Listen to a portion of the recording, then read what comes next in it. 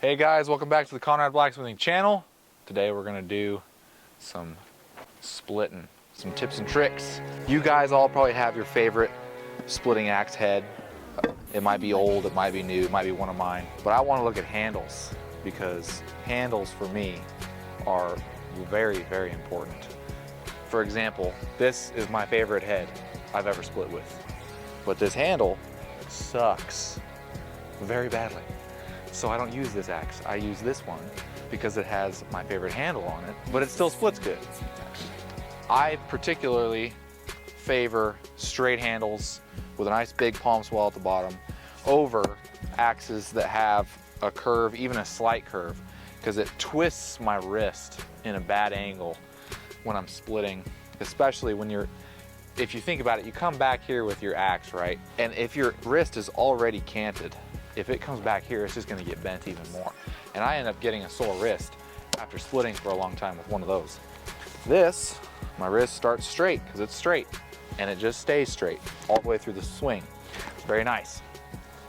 So, this is my dad's axe and he doesn't like me using it, but I'm gonna use it today because the handle's way better than mine and I don't have time to make myself a handle.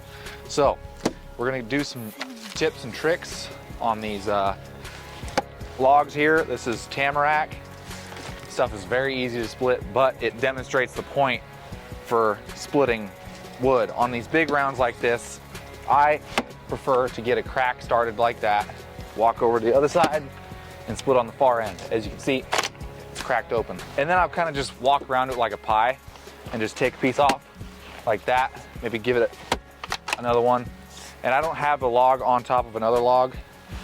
I don't always do that, but I'll work from the near edge and then the far edge and just walk all the way around it, which I don't have that much space here, so I'll do that. And I'm kind of going a little soft here because it's gravel and I don't want to screw up my dad's axe.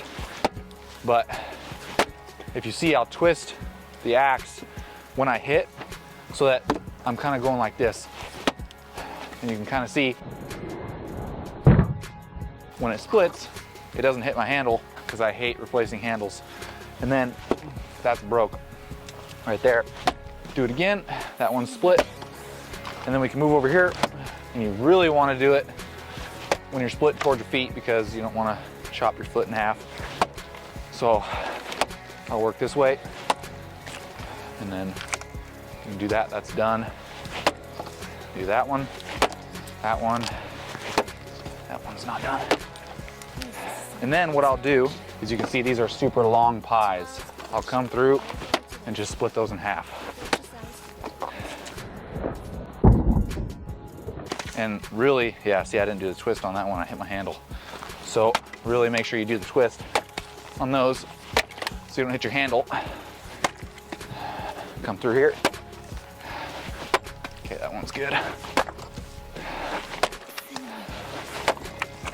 Okay. And that's rotten, so not super concerned. But yeah, that's how I split a big log like that. This is super easy because it's tamarack. If you're doing hardwoods that are stringy, I typically go around the edge and do this. Let's see. I'll kind of like peel the edge like this until I get, because you can see there's a knot right there. And then you can split that in half. And I'll just go around the edge until it's thin, which, let's see, that's not bad. So I'll go through that knot. And then you can kind of work around it and just go around the edge until you got the core. And then usually on the hardwoods, the core is pretty easy to split, unless it's still got knots in the core. Because I've done black walnut where it's like impossible once you get in the center even. So we'll just do that. And then you have all these little pieces here. And then just go right to the middle. Far edge, near edge. Do that. Then move around. And then And these are a little bit bigger pieces than I usually split. So you can just go back through and split them all smaller. But that's how I split this stuff. If you can't peel around the edge with the hardwood, probably need to get a splitter, because you're not gonna have a good time doing that with an axe. So just some tips and tricks. I personally run a straight handle with a hook palm swell like this, about this length too. It's about 29-30 inches. Perfect. I really like it. This is not my ideal Tassie head. This is kind of old. Yeah, it's not quite the right shape for me, but handles like this put my wrist at a bad angle that I don't like, so I stay away from them. I'm just kind of running this thing until it breaks because it's already cracked. But as far as heads go, this is my ideal head right here. This is also the head that we did the durability test on and smashed it with a 12-9 sledgehammer. Hope you guys enjoyed those tips and tricks, and let's get on to the racing axe. All right, here's the racing axe that I'm working on. Typical racing axe size, I believe it's 7.5 by 7.5. It's gonna be more like a working racing axe though. This is not gonna have a super thin edge on it. We're gonna do probably about 19, 18 degrees on it instead of like 13. So we're gonna let this thing cool down, get it cleaned off, get the finished grinding done on it because it's obviously roughed in. While we're doing that, we'll work on the handle and we'll see you soon. So a lot of people I see kind of draw the shape of the eye on the top here. That's a pretty good method if you're making handles for axes that have a lot of different eye shapes, but I just kind of have my eyes memorized here, so I know what to do. And I like to fine tune it on the grinder too, just because you're never gonna get as good of a surface finish with the draw knife as you can with the grinder. So I'll get it pretty close here. And these racing axes have a skinnier eye than normal too. So I gotta,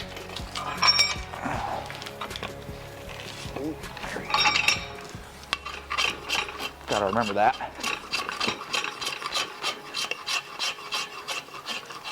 Also, another tip, if you're making your own handles, leave plenty of space to actually fit your head and get it straight. Plenty. Usually about an inch more than you think you need is what I do. And then you'll be safe, because these racing axes are almost 4 inches tall at the pole. So if you factor that in, you got 4 inches and then maybe an inch for actually getting it straight. So space can get sparingly pretty quick. We're about close. Yeah, it's just too long. So what I look for is just the right width, but as far as the length, it's still about 1/2 inch, 1/4 inch long. So we'll just do that on the grinder.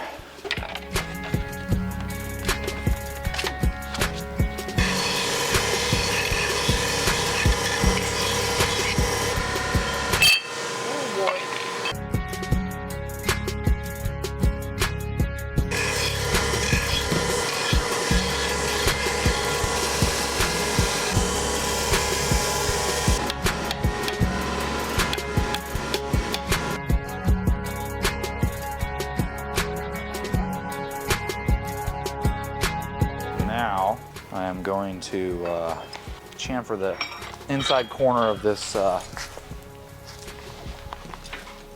eye, because hanging an axe with sharp eye corners like that really sucks.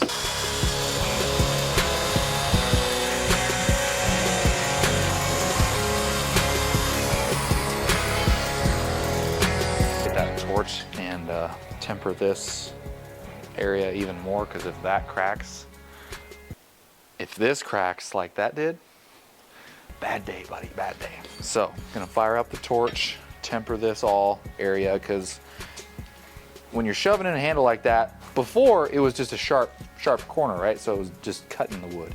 Now it's going to be spreading the wood, or the wood is going to be spreading this open, trying to break this eye and make a crack along the front here. And this steel is pretty hard, so it is liable to crack if you do not temper it right. So that's why I'm going to do it now.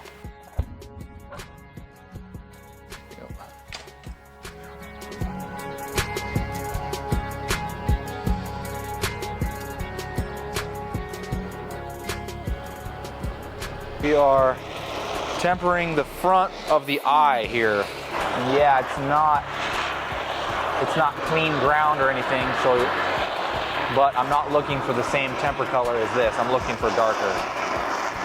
I want to soften it up quite a bit. Yeah, I like that color, just not that localized.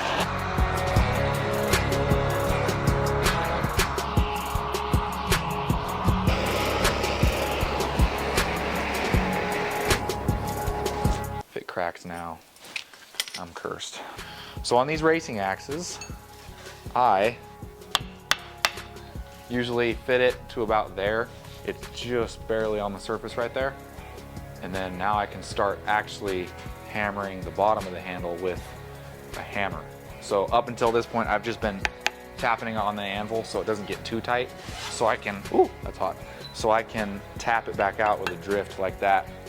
But now that it's sticking out, I'll be able to use the hammer and get it out. So I will drive it with a hammer. Next time, what I look for is these contact points right here with the inside of the eye. You can see there's a gap right there in the front, or the back and the front.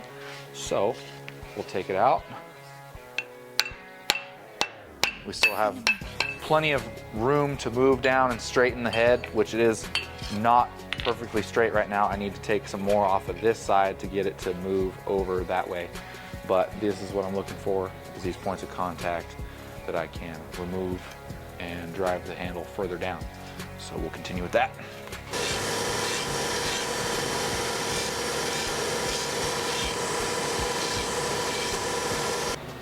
Okay, so we have finished fitting this head. It is nice and straight, as you can see. I left lots of room on the shoulder, so now we can just move that shoulder on up toward the head. Got the perfect amount sticking out that I like. She's looking really good. Really good, perfectly straight. So you may have noticed some of the methods that I use for straightening. So I take a little bit of material off this corner and off that corner because I noticed the head needed to move this way. So that reminds me, take material off right here and off right here. And also I did a little cut right there telling me that the head needs to move this way. So take a little material off this side. So that's what I did. And she's good to go now. We'll take it off. Let's see.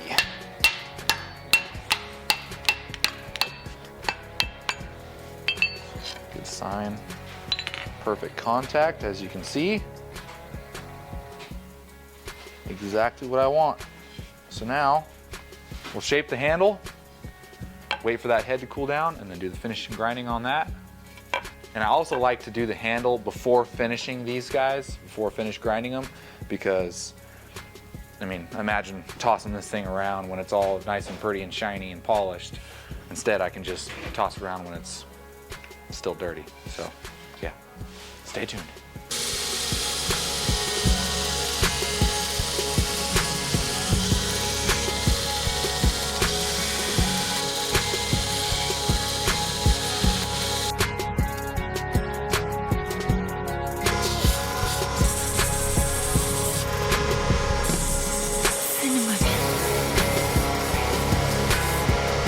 Got it shaped up.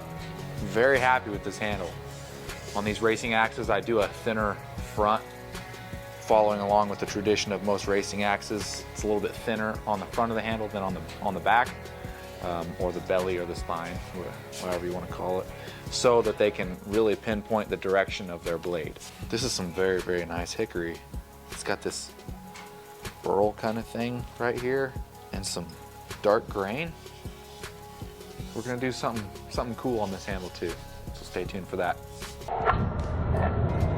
We're gonna do something I've never done before on a handle. Try out this, this torch is very fidgety. You'll see yeah.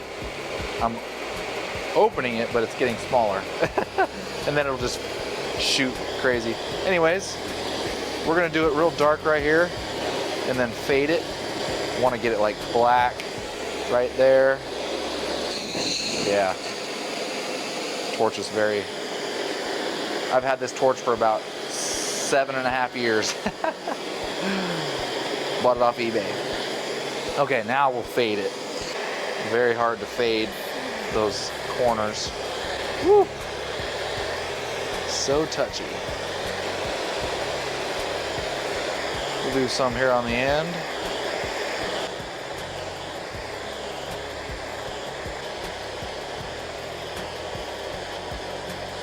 I like that a lot. Just dark here, and then we'll burn it pretty good up here on the top, but we can't do that yet. So we'll go stick this in the boiled linseed oil, let it soak, and do the finish grinding on that head. First off, I'm gonna grind the outline of the head, whatever that's called. I'll grind this, make sure all these surfaces are square, because they're not square right now, at least to my eye. And then I'll work on this flat face right here. That'll give me a good reference for my cheeks. And then move on to these. Probably do the wings second to last, and then work on the whole face here. So yeah, we'll just do Scotch-Brite, a lot of Scotch-Brite belt on this, just for a good satin finish. And then probably try and do a mirror on this banana, just for you guys.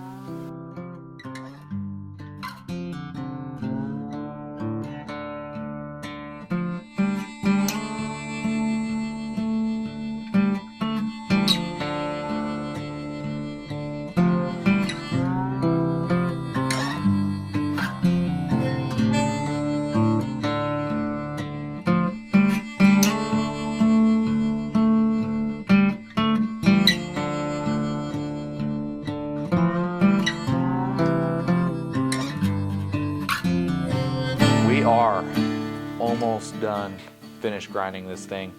I've gotten the face ground with the radius platen and the fancy schmancy little jig I have here. We're gonna do what's called a half banana grind on this thing. It's not gonna be a full banana where it comes up here. It's just kind of gonna be straight or flat like this, but a little bit farther up. So now we're at 120 on the bevels and the faces right here. So we're gonna take that up with Scotch-Brite to what, 220 maybe, I'm not sure. Just a good satin finish. We have these flats right here, Scotch-Brited off. They look pretty good. We got Psalm 144:1 there, great verse. So yeah, we'll move on to the Scotch-Brite on this one, and then we will get the bevel set in nice and straight. Spirit warm, I hear dogs in the distance barking, hunting under the midnight moon. The winter wind blows through the doorway, bringing in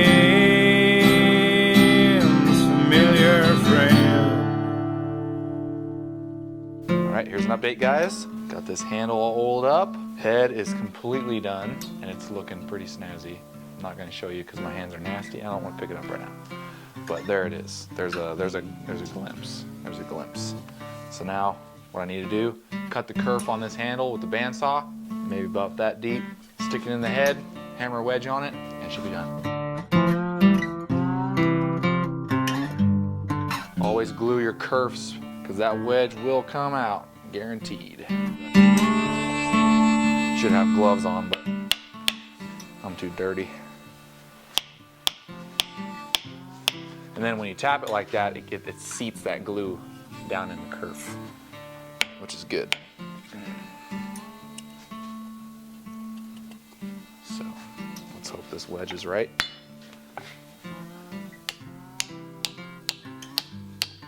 Perfect. Okay.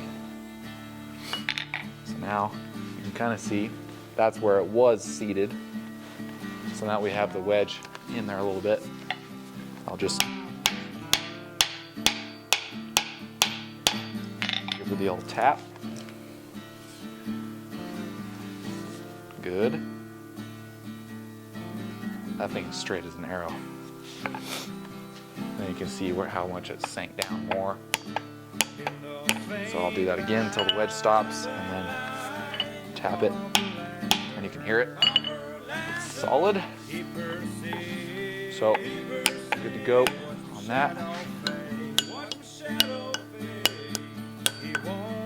And then everyone thinks the head comes off when I do this, because I'm hitting the handle, which means the head should come off. But you can still see the line right there. Head doesn't move because the wedge is already holding it tight.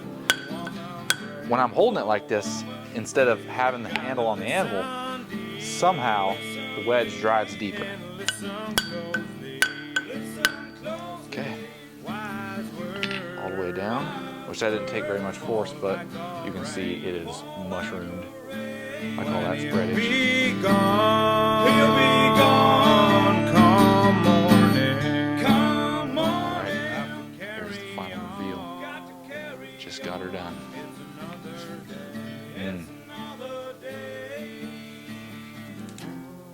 One of my favorite things in the world to make. Racing axe. And this one's usable because we did a 20-degree bevel on it. So you can chop whatever you want with this thing. This is made out of my flint edge steel. It's about 60 HRC. Very, very, very, very nice axe here. I'm very happy with it. Half banana grind on it. And you got the mirror in the pole so you can see the dude that you're beating when you're in the competition. Just look back there. Oh yeah, he's behind there. Pretty sweet. Very happy with this. Cool montage coming now.